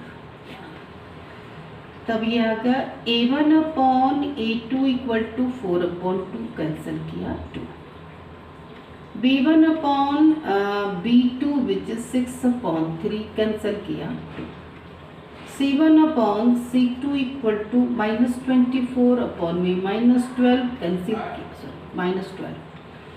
कैंसिल किया 2। वही चीज आ गया सिंस A1, हाँ यहाँ पे मैं मेंशन कर दूँ, since A1/A2 equal to B1/B2 equal to C1/C2, therefore equations are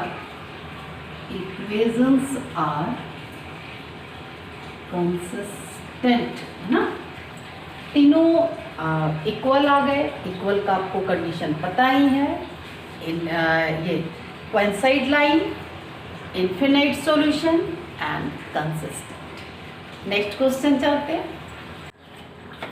next question number 4 given which is Which of the following pairs of linear equations are consistent, inconsistent? मतलब यहाँ पे 4 linear equation, pair of linear equations given हैं, तो इन चारों में कौन सा consistent है और कौन सा inconsistent है। तो हमें रेशियोज वाले फॉर्मूला से ही फाइंड करने होंगे। First of all, if consistent obtain the solution graphically, अगर वो कंसिस्टेंट है तो उसकी सॉल्यूशन हमें ग्राफिकली फाइंड करके देनी है। फाइंड करना यानी कि उसमें आपको जब ग्राफ में हम करते हैं तो हमें क्या पता चलता है कि वो कंसिस्टेंट है। अगर कंसिस्टेंट तो दोनों हो सकता है, एक हो सकता है इन्फिनाइट सॉल्यूशन, एक हो सकता है यूनिक सॉल्यूशन। तब दोनों में से क्या होगा ये ग्राफ पे आपको रिप्रेजेंट करना है। फर्स्ट ऑफ ऑल फाइंड करते हैं, है ना, जो हमें कहा गया है 4 questions are given, sorry 4 in 4 parts. Question number 4 are given in 4 parts, है ना। इसमें 4 पार्ट में हमें गिवन है, चारों पार्ट को सॉल्व करके पहले देखते हैं। तो अभी क्वेश्चन नंबर 3 जैसे सॉल्व किया था, सेम मेथड अप्लाई करेंगे। यहाँ मैं नहीं बता रही हूँ कि क्या कंडीशन होनी चाहिए, अब तक आपको कंडीशन पता होना चाहिए कि किस कंडीशन में कंसिस्टेंट होंगे और किस में इनकंसिस्टेंट होंगे। ओके, सबसे पहले वीडियो को पॉज करो और खुद सॉल्व करने की कोशिश करो, है ना, और उसके बाद आप वीडियो ऑन करके उसे चेक करो। Okay, now A1 equal to 1, B1 equal to 1, C1 equal to -5, A2 equal to 2, B2 equal to 2 and C2 equal to -10. A1 upon A2 equal to 1/2, B1 upon B2 equal to 1/2 and C1 upon C2 equal to -5/-10 which is cancel होने के बाद 1/2 आए. तो ये क्या हो गया, हमारा कंसिस्टेंट हो गया. अब बस ध्यान देना है कि ये कंसिस्टेंट है, तो जब मैं रब करूँगी तो इस पार्ट को रब नहीं करूँगी क्योंकि इसका ग्राफ मुझे ड्रॉ करना है. ओके चलो, तो ये हो गया हमारा. Since A1 upon A2 equal to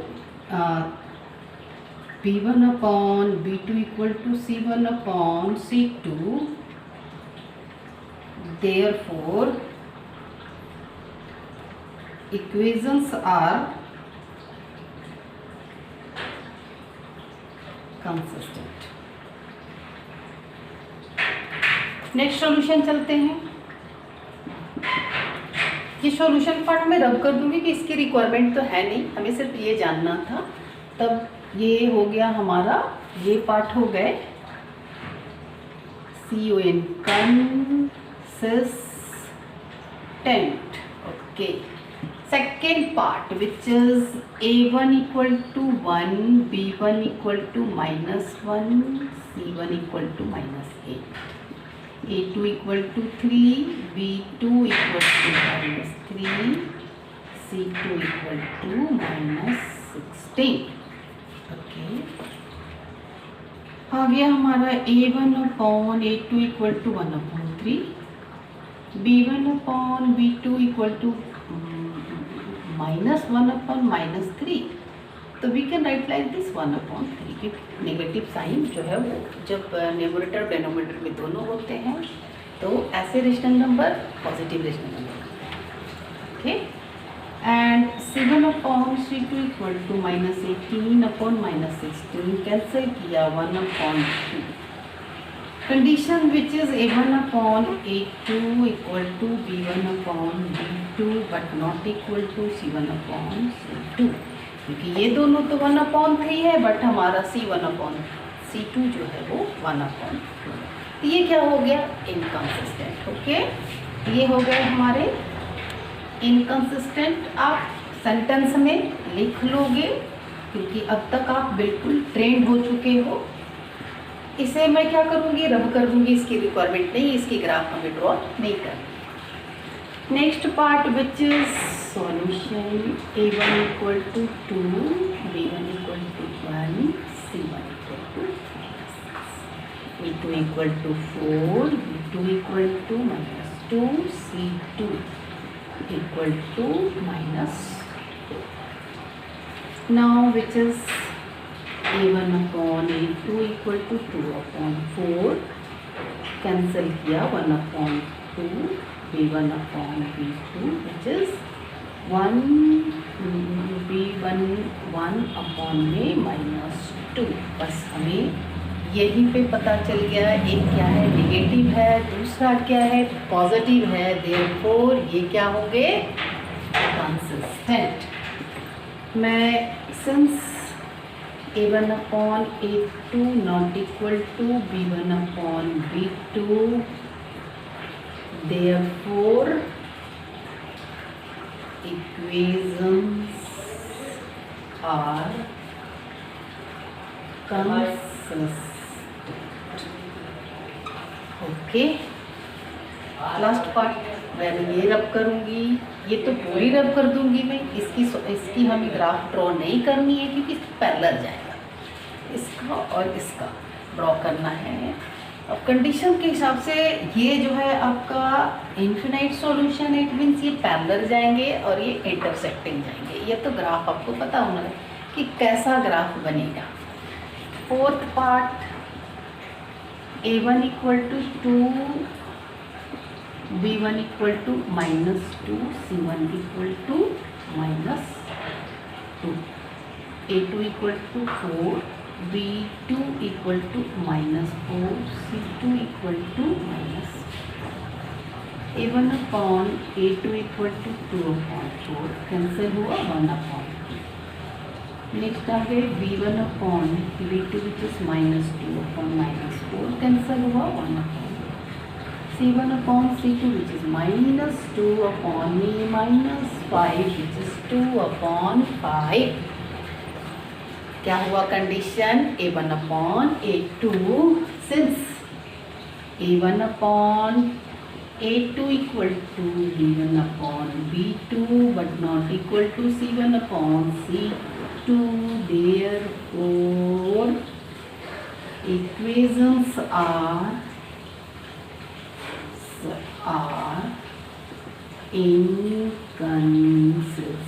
inconsistent।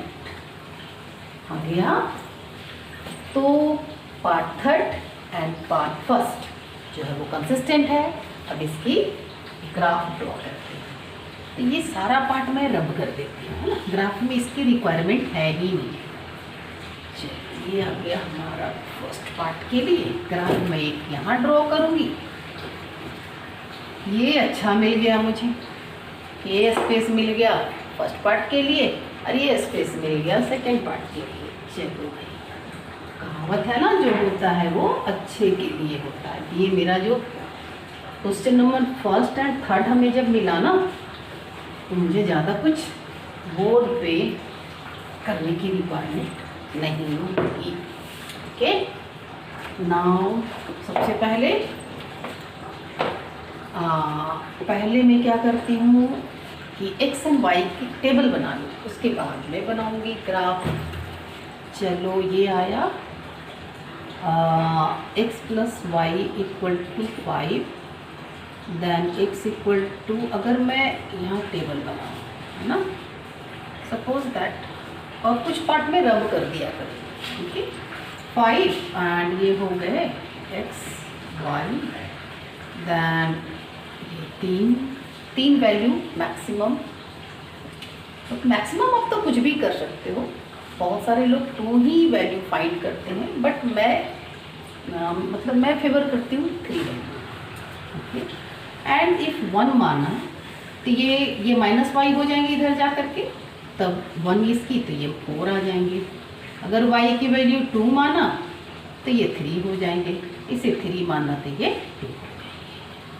चलो ये हो गया हमारा x प्लस वाई, ये मैं यहीं पर ड्रॉ करती हूँ, स्पेस हमें मिल जाएंगे ग्राफ ड्रॉ करने के लिए। x y 4 1 3 2 2 3। Next which is, अब यहाँ पे आ गया, अब इनमें क्या है, 2 कॉमन है, तो x plus y and -5 equal to क्या हो जाएंगे, या तो इक्वल टू 5, ये 2 कॉमन है। अगर इसे एक इक्वेज़न में बनाऊं, सबसे पहले मैं क्या करती हूँ, एक इक्वेज़न बनाती हूँ। ये इक्वल टू में 5 है, -5 है, इक्वल टू 0 हो गए, ये इधर आकर के डिवाइड होगा तो आ जाएगा x plus y equal to में 5। ओके, ये सेम आ गया, तो इसका भी जो बनेगा ना हमारा टेबल क्या है, सेम बन जाएगा, क्योंकि मैंने 2 को कॉमन लिया। अब ये मल्टीपल में आए, मैंने इसे एक इक्वेज़न का रूप दे दिया, ये 2 इधर आकर के जब डिवाइड पार्ट में जाएगा तो वो 0 हो जाएगा। तो इक्वेज़न हमारा क्या बचा, x प्लस वाई, और फिर मैंने 5 को दूसरे साइड शिफ्ट कर दिया तो इक्वल टू 5, और फर्स्ट इक्वेज़न भी हमारा सेम है। दैट्स वाई ये क्या बनेंगे, सेम ही वैल्यू मैं ले लूँ, x y 4 1 3 2 2 3। आप चाहो तो वैल्यू चेंज कर सकते हैं, जरूरी नहीं है कि मैंने जो लिया आप करें।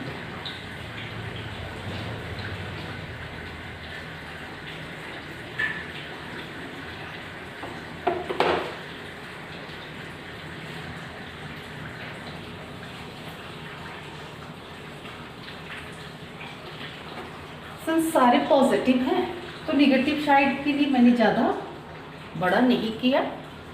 ओके, ग्राफ पेज पे आप ड्रॉ करोगे तो एग्जैक्ट आएंगे, यहाँ थोड़ा इधर उधर होने की चांसेस है क्योंकि मैं फ्री हैंड से कर रही हूँ। मैक्स मैक्सिमम नंबर जो है वो डिजिट 4 है, तो 5 तक मैं लूँगी। 1 2 3 4 एंड 5। ये हो गया x axis, y dash, x dash, और इसे ओरिजिन करते हैं ये वाई। 1 2 3 4 एंड 5। तो दोनों क्या है, सेमी लाइन पे पड़ेंगे, तो एक ही में बनाऊंगी, काम चल जाएगा। तभी तो वो कोइंसिडेंट लाइन होंगी। ओके, 4 1, ये लगभग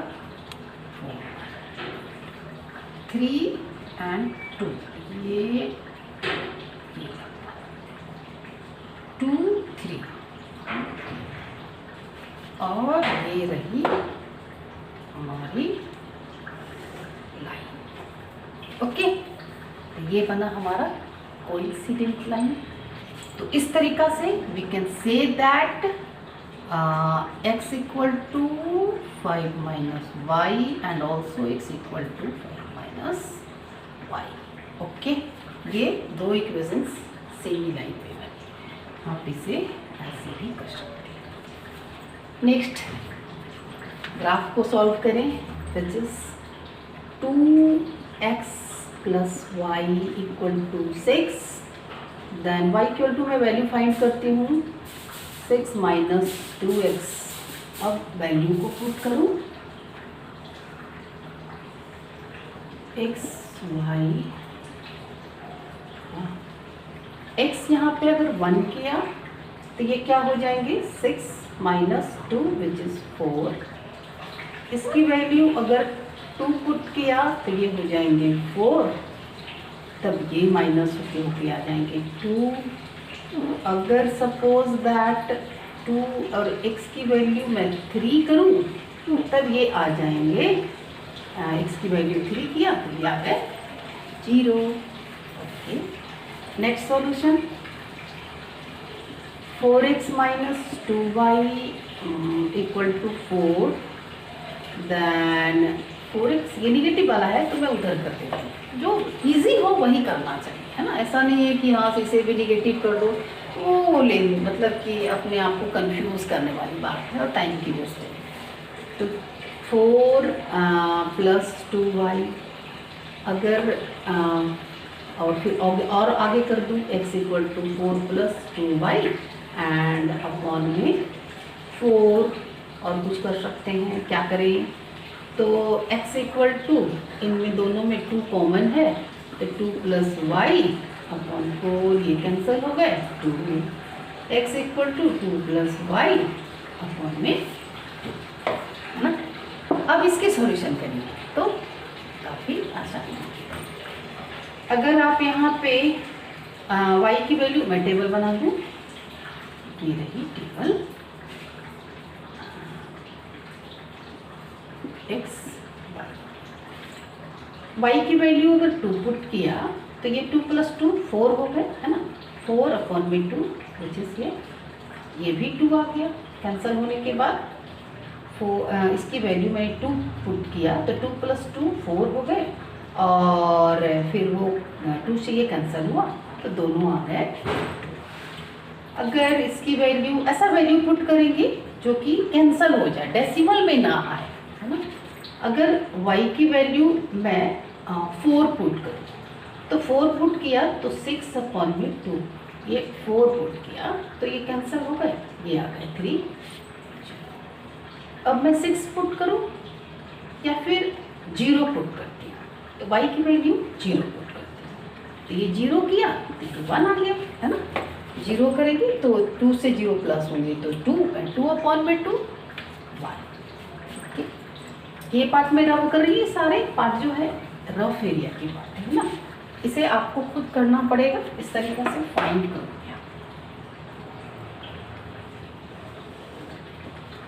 पहले ही आपको पता होना चाहिए कि ये इंटरसेक्टिंग बनेगी, वो मैं आपको बता चुकी हूँ। रीज़न क्या था हमारा, क्योंकि ये यूनिक सॉल्यूशन आए थे, है ना।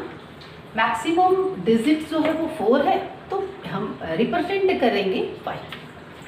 This is x axis, x dash, y y dash 1 2 3 4 5 1 2 3 4 5 okay first 1 and y4 it means at least यहाँ आएगा 2 एंड 2 ये 2 गए और 2 यहाँ।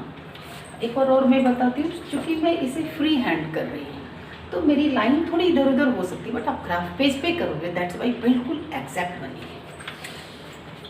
नेक्स्ट 3 0 जो है वो इसी पे आएंगे और ये थोड़ा इधर होगा।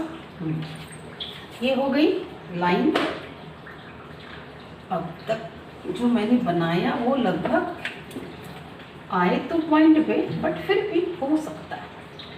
एक इक्वेशन हो गया हमारा 2x प्लस वाई माइनस 6 की, ओके।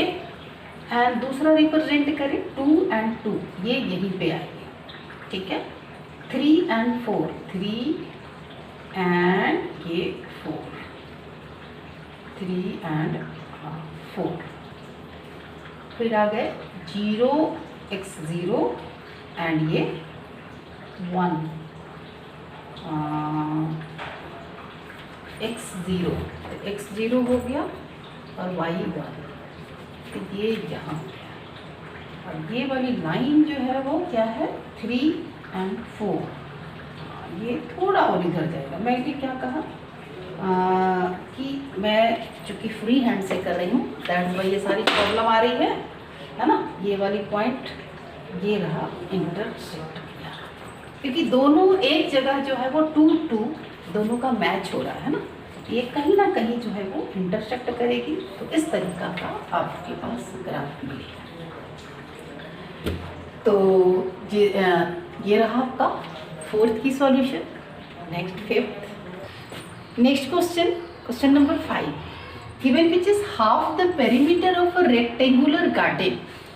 Suppose that एक रेक्टेंगुलर गार्डन है ना, ये रहा rectangular garden, okay, whose length is 4 meter more than its breadth. तो इसका जो लेंथ है ना, ये अगर x है तो ये x प्लस 4 हुआ, ओके। या तो फिर इसे मैं y मानती हूँ, ज़्यादा बेहतर होगा। ये y है तो ये y प्लस में 4, ओके। और यहाँ पे ध्यान देना, half the perimeter of, half मतलब क्या हुआ कि आपको पता है कि जब रेक्टेंगुलर शेप होता है तो उसके ऑपोजिट साइड जो है वो इक्वल होते हैं। अगर इसकी हाफ करने की बात है तो हम एक लेंथ और एक ब्रेथ लेते हैं तो वो क्या हो जाता है, हाफ हो जाता है, okay. Then its breadth is 36 metre. कहने का मतलब है कि इन दोनों का प्लस करने पे कितना आ रहा है, 36 मीटर आ रहा है। और इन दोनों के डिफरेंसेस क्या है, 4, यानी कि मैं एक का x मानूं, डिफरेंसेस है तो ऐसे कर लेते हैं, है ना, यानी x और ये y मान लेंगे। तो ये यानी कि x इक्वल टू हमारा हो जाएगा y प्लस में 4। कहने का मतलब ये है। तो ये मैंने इसे x माना और ये y माना। Find the dimension of the garden. इस गार्डन की हमें लेंथ और ब्रेथ फाइंड करनी है। फर्स्ट ऑफ ऑल लेट कर लेते हैं, लेट द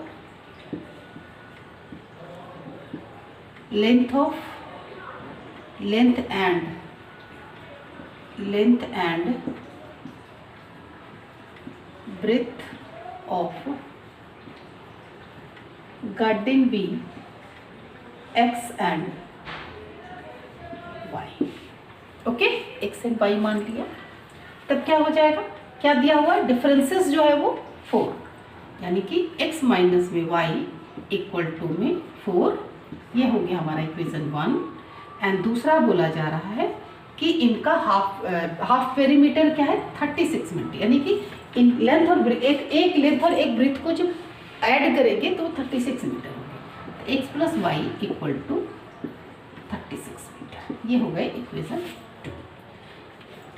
सिंस ये हमारा जो एक्सरसाइज है वो ग्राफिकल ग्राफ के द्वारा हम आंसर को फाइंड करते हैं, दैट्स वाई मैं पहले इसे क्या करती हूँ, सबसे पहले इसका टेबल बनाऊंगी और फिर उसका ग्राफ ड्रॉ करूँगी। इसका टेबल इजी वे में फाइंड कर सकते हैं। X y, if y equal to 0 then ये हो जाएंगे 4, if y equal to 4 then ये हो जाएंगे 8, इफ y इक्वल टू 8, अगर इसे मैं 8 रख दूँ तो ये प्लस हो जाएगा, तब हो जाएगा ये 12, है ना।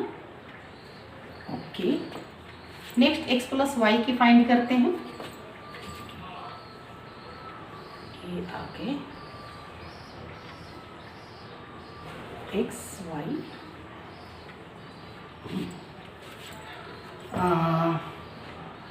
इफ y इक्वल टू 16 तो क्या हो जाएगा, 16 दूसरे साइड जाके माइनस होगा तो ये 20, और अगर ये 20 है तो ये 16, और एक और वैल्यू ले लूँ,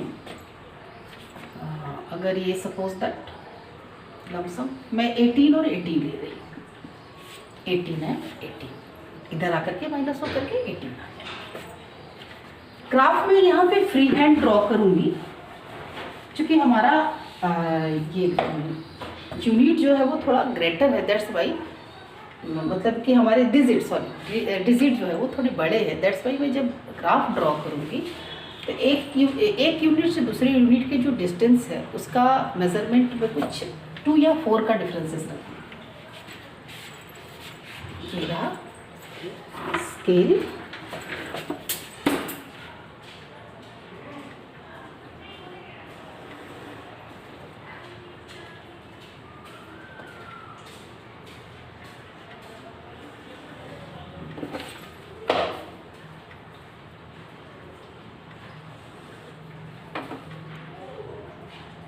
मैं करूँगी तो थोड़ी बहुत इधर उधर होने की चांसेस है, और आप जब ग्राफ कॉपी में करोगे तो बिल्कुल एग्जैक्ट आंसर आएंगे।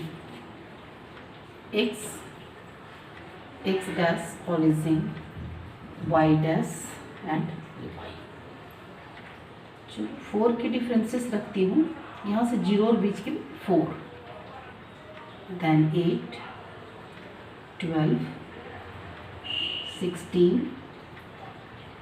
20, 24, मैक्सिमम वैल्यू इसी में थोड़ा और बड़ा कर दूँ तो बेस्ट होगा।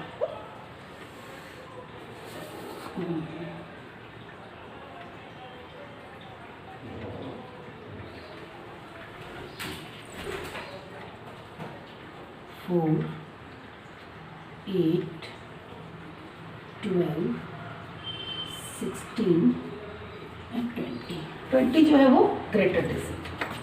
Similarly 4, 8, 12, 16 and 20। ओके, फर्स्ट का मैं ग्राफ ड्रॉ करती हूँ। ये x4 एंड y0, ये x एक्सिस पे पड़ेंगे। नेक्स्ट x8 एंड ये आया 4, यानी लगभग इसके बराबर ये यहाँ जाएगा। फिर ये आ गए 12 एंड 8, 12 एंड 8, ये लगभग यहाँ जाएगा। Okay,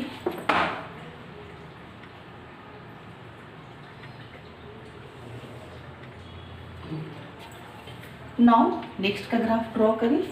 x20 and y16, y16 it means y16 करीब करीब यहाँ जाएगा। ओके, देन ये 16 और ये 20, तो थोड़ी इधर एंड ये इधर, ये आ जाएंगे यहाँ। फिर 18 एंड 18, 18 एंड 18, ये करीब करीब आपका ये थोड़ा और इधर आएगा। ये थोड़ा और इधर आएगा और ये आपका 18 है, दैट्स वाई यहाँ। ओके, ये हमारा ग्राफ ड्रॉ हुआ। अब इस लाइन को हम आगे भी बढ़ाएंगे क्योंकि जहाँ पे इंटरसेक्ट करेगी दोनों लाइन वही हमारा एक्स एंड वाई की वैल्यू होगी। तो इस तरीक़ा से मैं इसे अगर आगे बढ़ाऊँ तो ये इस पॉइंट को यानी कि 2016 वाले पॉइंट को इंटरसेक्ट कर रही है। ये हो गया 2016। ओके, और तो ये हो गया ये कोऑर्डिनेट x की वैल्यू और ये वाली कोऑर्डिनेट जो है वो y की वैल्यू। तो इस तरीक़ा से number of length and breadth हमने फाइंड किया। तो length of rectangle equal to 20 metre and width of rectangle equal to 16 metre. तो यहाँ एक बात और ध्यान देने वाली है कि अगर सपोज दैट इसे आप और आगे जाते तो कहीं ना कहीं अब देखो इन दोनों के बीच में 4 का ही डिफरेंसेस है और इनके बीच में भी 4 का डिफरेंसेस है। अगर ये टेबल और भी आगे बड़ा बनाते तो ये पॉइंट जो है वो यहाँ पे भी आती। सपोज दैट देखो मैं आपको बता रही हूँ कि ये अगर मैं नेक्स्ट स्टेप 16 रखती, y की वैल्यू अगर यहाँ मैं 16 रखूँ तो देखो x माइनस वाई सॉरी यहाँ पे 16, तो ये क्या हो जाएगा 4 प्लस में हाँ 4 प्लस में 16 विच इज x की वैल्यू 20 अगेन। तो इनके जो फर्स्ट वाले के भी इक्वेशन का एक हमारा जो पोजीशन होता जिसे हमें लोकेट करना होता वो ये वाली पॉइंट होती। तो हमने सिर्फ 3 लिया जिसकी वजह से ये 3 लाइन, बट आप अगर ये सिचुएशन रहे तो हम क्या करते हैं कि लाइन को आगे तक ड्रॉ करते हैं जहाँ तक कि वो इंटरसेक्ट करती है और जो इंटरसेक्टिंग पॉइंट होती है वही x और y की वैल्यू उस तरीक़ा से हम फाइंड करते हैं। Next question number 6 which given that giving the linear equation, एक हमें लीनियर इक्वेशन गिवन है 2x + 3y - 8 = 0. Write another linear equation in 2 variables such that the geometric representation of a pair so formed is, मतलब कि इसका हमें pair बनाना है ना कि इसका एक और क्या होता है पेयर ऑफ लीनियर इक्वेशन में हमें पेयर में इक्वेशंस होते हैं। तो एक तो ये दिया हुआ है और हमें इन सारे सिचुएशन के लिए एक और लीनियर इक्वेशंस जो है हमें खुद से लिखना है। इसका हमें लिखना है कि हम कैसे करें कि वो अगर हम ज्योमेट्रिकल रिप्रेजेंटेशन अगर ग्राफ कॉपी में करें तो उनकी जो लाइन हो इंटरसेक्टिंग हो, सेकेंड में वो पैरेलल हो, थर्ड में कोइंसिडेंट। यानी ये वाली जो इक्वेशन है वो शब्द में हमें देना है, बट अनदर जो है वो हमें खुद से लिखना है। तो इसकी कंडीशन क्या होती है? फर्स्ट ऑफ ऑल क्या है कि हम सॉल्व करने से पहले इस बात को हमें कंफर्म करना होता है कि क्या कंडीशन है, किस कंडीशन के वजह से वो लाइन जो है वो इंटरसेक्ट करती है। तो condition which is a1/a2 not equal to b1/b2। अब इस कंडीशन को जो सेटिस्फाई करने वाले हमें लीनियर इक्वेशन इन 2 वेरिएबल हमें करनी होगी। तो लेट्स स्टार्ट, है ना। ऐसा इक्वेशन लिखे सपोज दैट, तो मैंने यहाँ दिया 4x प्लस में 5y माइनस 8 इक्वल टू 0। अब देखो a1 equal to 2, b1 equal to 3 and c1 equal to -8। हालांकि यहाँ पे इंटरसेक्टिंग की बात हो रही है, c1 की जरूरत पड़ेगी ही नहीं। नेक्स्ट मैंने लिखा a2 equal to 4, b2 equal to 5 and c2 equal to -8 again. Then a1/a2 equal to 2/4 which is cancel हो गया 1/2, b1/b2 इक्वल टू 3/5। अब देखो ये 1/2 है, ये 3/5 है। आप कुछ भी डिजिट डाल सकते हो, ऐसा नहीं कि जो मैंने किया है आप वही करो, है ना। यहाँ पे आंसर सब जितने भी बच्चे होंगे सबका डिफरेंस होगा। तो since a1 not equal to a1/a2 not equal to b1/b2,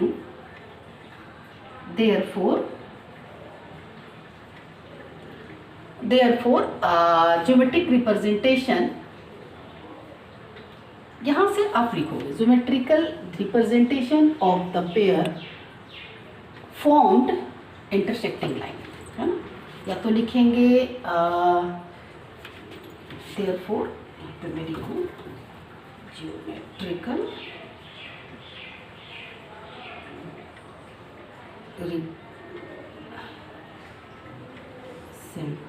representation formed by these equations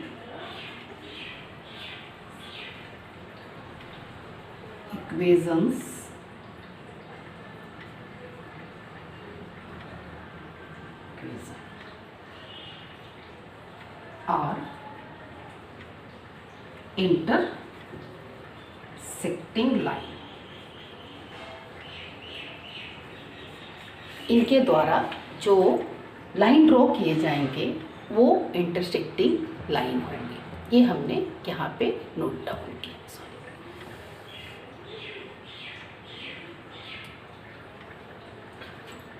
मैंने जो लिखा है शायद आपको लाइन ना दिख पाए कि a1/a2 not equal to b1/d2 since, है ना। वैसे पहले सिंस, या तो आप सिंस का साइन दे दो या तो फिर आप सिंस स्पेलिंग में लिख दो। Therefore geometrical representation formed by these equations are intersecting line। Okay, next topic which is parallel line. Parallel का क्या कंडीशन होनी चाहिए? पैरेलल की कंडीशन क्या होती है? a1/a2 equal to b1/b2 but not equal to c1/c2। अब उस कंडीशन को देखते हुए सबसे पहले हम दूसरा इक्वेशन को लिखेंगे। तो यहाँ पे भी लिखूँ 4x एंड इसे 6y कर दिया, एंड यहाँ पे मैं कर दूँ प्लस में 8 इक्वल टू 0, है ना। ज़्यादा कुछ करने की जरूरत नहीं है। a1 equal to 2, b1 equal to 3, c1 equal to -8, a2 equal to 4, b2 equal to 6 and c2 equal to 8। अब आ गया a1/a2 इक्वल टू 2/4, या 1/2, बट b1/b2 विच इज 3/6, ये कैंसिल किया 1/2, एंड c1/c2 विच इज -8/8, ये cancel हो गए minus. तो a1 since, अब यहाँ पे मैं लिखूँ since a1/a2 equal to b1/b2 but not equal to c1/c2, क्योंकि इसकी c1/c2 क्या है हमारा -1 है। c2 therefore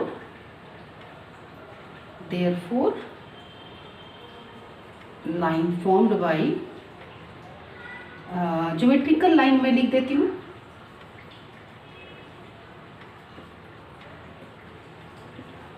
lines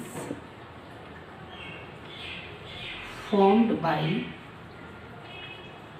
these equations are parallel, है ना। तो इस इक्वेशन से जो हमारा लाइन ग्राफ पे ड्रॉ होंगे वो पैरेलल होंगे। Next which is coincident. Coincident का क्या है? उनका है क्या है कि a1/a2 equal to b1/b2 equal to c1/c2, यानी कि हर हाल में तीनों इक्वल होंगे। चलो इक्वल कर देते हैं। तो यहाँ भी किया 4x प्लस में 6y माइनस में 16 equal to 0, a1 equal to 2, b1 equal to 3, c1 equal to -8, a2 equal to 4, b2 equal to 6, c2 equal to -16।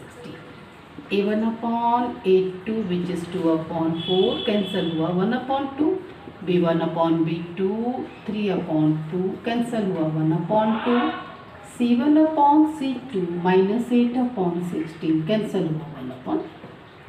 Since a1/a2 equal to b1/b2 equal, sorry मैंने यहाँ not equal to कर दिया, c1/c2, therefore geometrical representers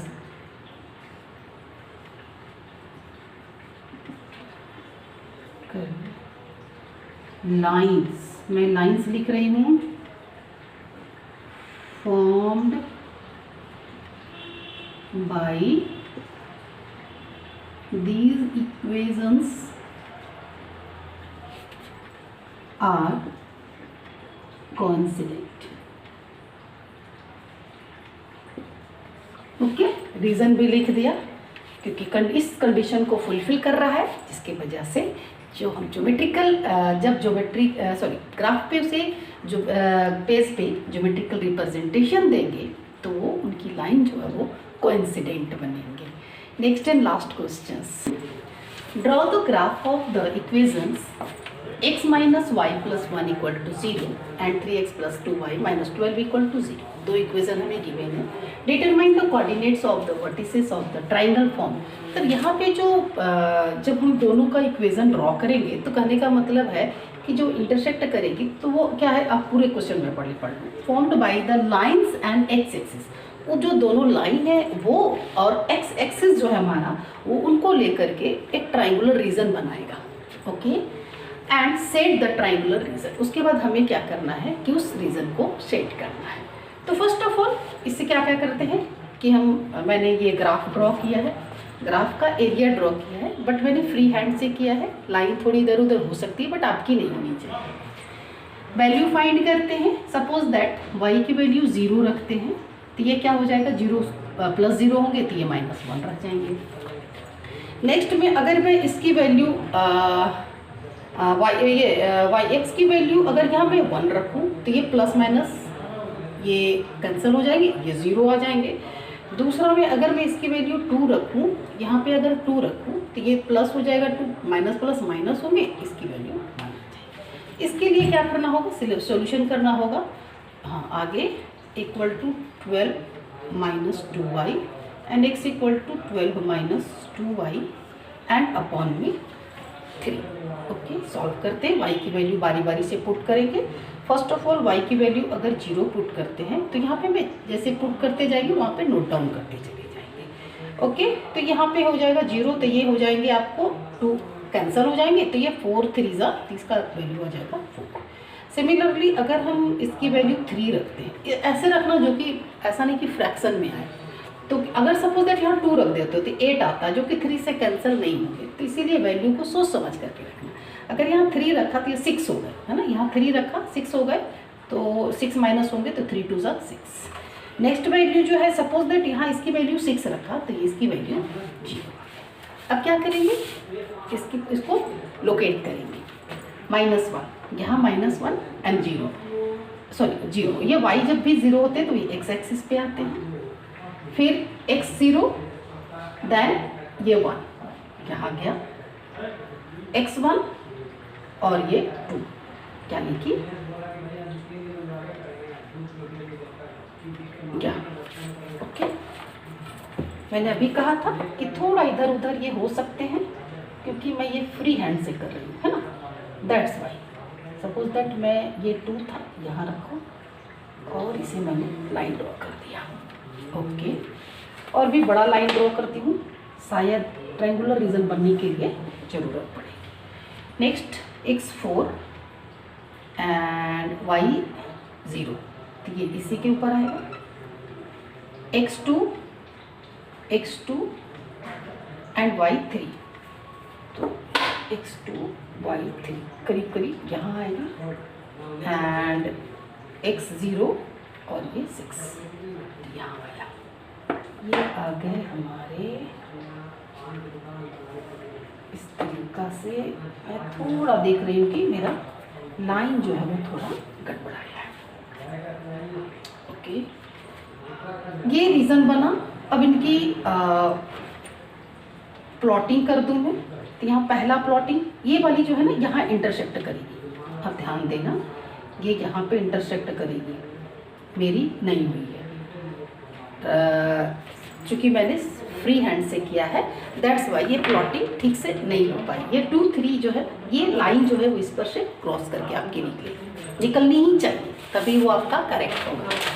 जब आप graph पे करोगे तो 100% होंगे ही होंगे. तो ये हो गया हमारा -1 0. ओके, ये हो गए हमारे 4 0. यू नो दैट कि जब भी वाई ज़ीरो होता है तो वो एक्स एक्सिस पे गिरते हैं, लोकेट होते हैं, और जब एक्स जीरो होता है तो वाई एक्सिस पे लोकेट होते हैं। और ये वाला पॉइंट मैं जो बता रही हूँ कि यहाँ पर इंटरसेक्ट कर रही है, जो कि होगा वो 2 3, यानी ये 2 और 3 का पॉइंट होगा। और इस रीज़न को बोला गया है कि इसे क्या करना है, आपको शेड कर देना। शेड करने की मतलब है इस तरीक़ा से सेट कर देना और हमने कोऑर्डिनेट को लिख देना है, यही चीज़ करना है।